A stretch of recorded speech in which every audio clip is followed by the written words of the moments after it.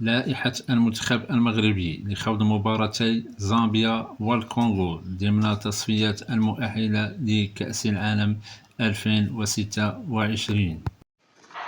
حراسة المرمى: ياسين بونو، منير المحمدي القجوي، مهدي بن عبيد.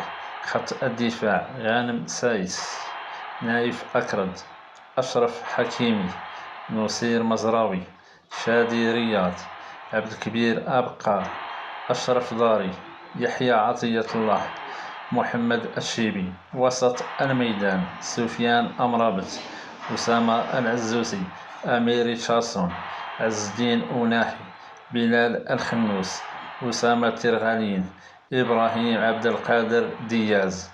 الهجوم: حكيم زياش، سفيان رحيمي، أيوب الكعبي، يوسف النصيري، إلياس أخوماش، أمين عدلي، إلياس بن الصغير.